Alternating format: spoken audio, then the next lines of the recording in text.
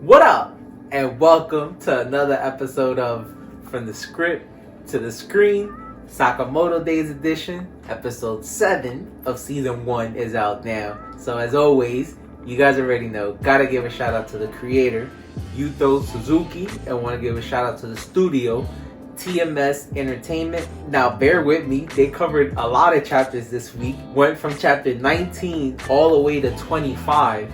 Almost finished in volume 3, leaving a couple panels out, but I'm pretty sure they'll throw them in the next episode since you can move around the rearrangement of things. But getting into the episode, a pretty fun one. These were some of the moments that really got me into Sakamoto, once again expanding the world and throwing in a bunch of fun characters. So right at the beginning, even though we know everybody considers each other family, Lou and Shin, being young, are always gonna end up bickering at each other. So they get into a little squabble.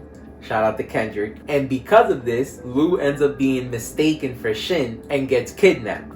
We find out that the people involved are some of the people that worked for the lab where Shin grew up. We know he has special powers.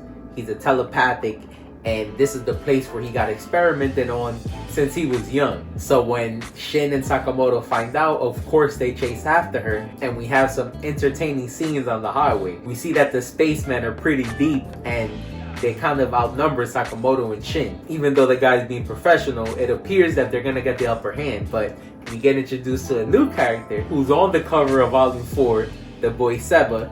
Just like you see on the cover, he has an invisible suit, and he ends up getting the upper hand on Shin and Sakamoto. My favorite panel of the week.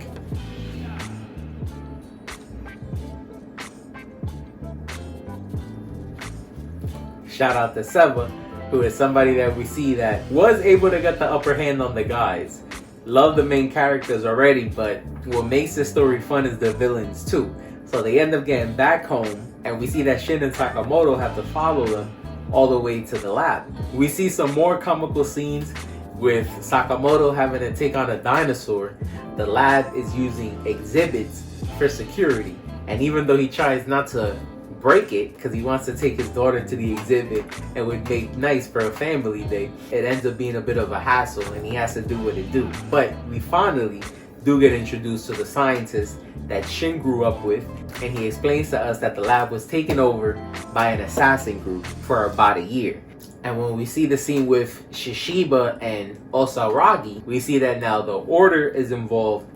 They're looking for Slur, and we could assume that that's the assassin group that took over the lab. We end up seeing some of these lieutenants that work for the assassin group, Sakamoto and Shin starting a fight with one, and we see the presumed leader, Mr. Reindeer, who's all stitched up. They imprison Lou, but she's gonna try to break out as well. So we'll have to see what happens next week. Looking forward to it. Looks like we're finally gonna see the Order in action, and I love the new ending that they had. I think we've seen it before when we first got introduced to a member of the Order, but now that next week they should actually be fighting, I was happy to see it again. But as always, let me know what you guys thought about the episode. To the manga readers, let me know what you guys thought about the adaptation. Till next time.